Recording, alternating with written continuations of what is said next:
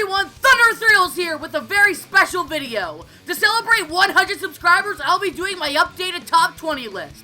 I've been waiting forever to do this video and it's finally here. Thank you all so much for 100 subscribers. Well, I knew I would get this eventually. I didn't expect to go from 80 subs a month ago to 100 just a month later. It really means a lot to me, and here's my gift to you guys. So with that being said, let's get started. Starting the list at number 20, we have Boomerang at Six Flags St. Louis. I like this coaster enough. It's a bit janky, but it's forceful and has some great inversions. The second loop almost hurt my back once, and that Cobra roll is also a lot of fun. This ride apparently pulls 5.2 Gs on that Cobra roll, which is one of the most forceful elements on any coaster. While these coasters are common, I enjoy them for what they are. Next up at number 19, we have Thunderation at Silver Dollar City. This is a great family coaster and just barely ranks below my favorite family coaster. This is a decently forceful and lateral-filled mine train that's a lot better than the mine train at Six Flags St. Louis, which I also love. I just love this coaster and think it's a great ride for the park it's at. For my number 18 pick, we have the Wizard at Six Flags Great America. I love this coaster and everything about it. It has a lot of intense moments, and plus just the sheer uniqueness of it all. It's just incredible and a great coaster overall. The spiral lift hill and the drop into that really intense turn is just a treat every time I ride this coaster. There's nothing much to talk about with this one because it's just a great smooth ride with some great elements. Swooping in at number 17, we have the Joker at Six Flags Great America. This is based off one great ride I got back in 2017 when this thing is running well. Holy crap, does it flip! It's so hectic and unpredictable that I love it. I've gone a bad round it where it was basically just a rocking chair, but when they run well, they are a ton of fun.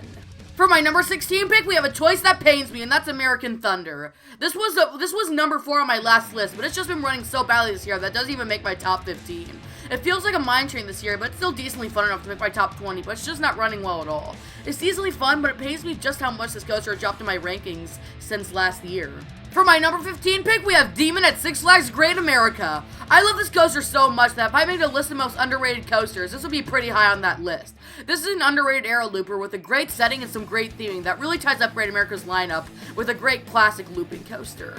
Next up at number 14, we have Wildfire at Silver Dollar City. This dropped a couple spots compared to my last list, but it's still a great coaster with some really great inversions and hang time.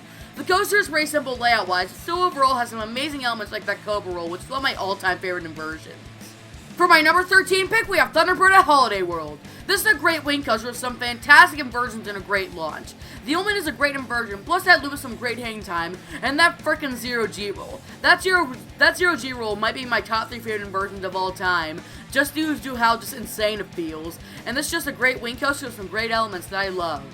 Barely ahead of Thunderbird at number 12, we have X-Flight. I really prefer this to Thunderbird as it has the better near miss and just better elements overall. While Thunderbird has that launch and the zero G roll, X-Flight just has more variety and is a much longer and more complete experience compared to Thunderbird, which is why I slightly prefer it.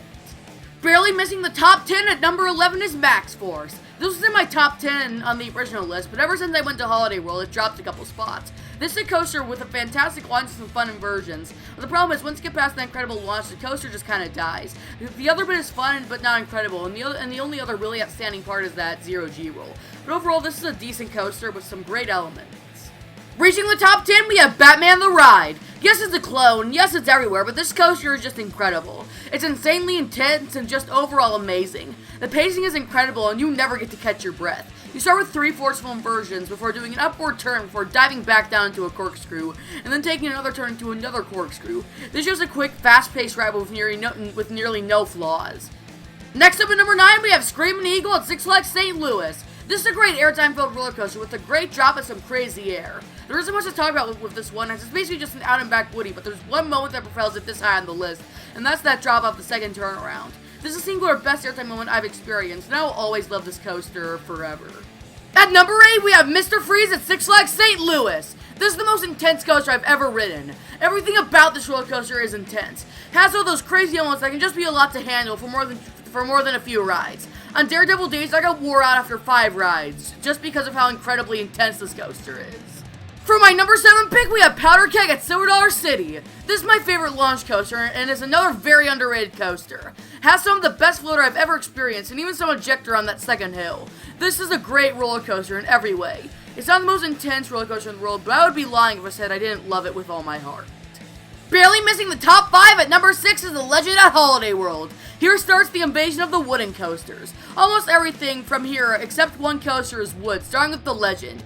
This is a great lateral filled roller coaster that has some of the best moments of any coaster I've ridden. While it lacks in the airtime, it completely makes up for it in laterals, and it's just a great roller coaster all around.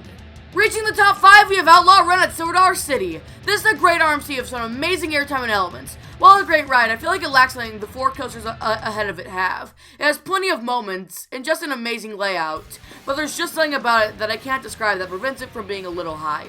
For my number 4 pick, we have a very personal favorite, and that's the Boss at Six Flags St. Louis. When this thing is hauling trimless, it's one of the best damn things I've ever ridden, but even when it runs average, it's still a great coaster. The first half is elite and overall incredible, and the second half lacks a bit when it's running trim, but it's still fun. This might be ahead of number 3 if the helix was still there, but ever since they removed it, it's just not the same. Still a great ride, though. Reaching the top 3, we have Goliath at Six Flags Great America. This coaster has never left my top 3 ever since I first rode it, and it's the most consistently great coaster on this list over the years I've ridden it. It's just an incredible coaster with some incredible elements like the zero-G stall and that dive loop. It may be a short ride, but still feels like a complete experience. The runner-up on this list is a coaster you all know, and that's Raging Bull at Six Flags Great America. I love this coaster so much. It's a very long ride with some really fun moments like that amazing drop, the camelback, and so much more. The turns are really fun and pull some really graceful laterals. I've always been known as Raging Bull fanboy, and I am proud of it. This is just an amazing coaster, but I must admit, there's one coaster better. Finally, at number 1, we have the Voyage at Holiday World. Yeah, what a big shock this one is. This is truly a perfect coaster. It's such an insanely long ride that never ends, and the amount of airtime it has is just incredible. This is the only coaster I've ridden that I can truly call perfection.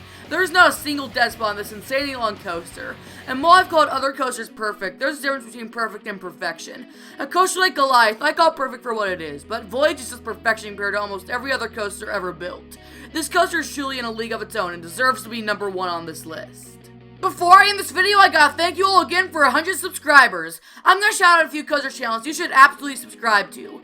Coaster Dog, Millennium Forceman, James C, Coaster Crutchfield, Airtime Thrills, Justice League Battle for Metropolis Expert, Capital Coasters, and way more. These are all people I've gotten free footage of the coasters, and I can't thank them enough, for without these channels, this channel might not even be where it is today. So I hope you all enjoyed the video, and please subscribe, everybody!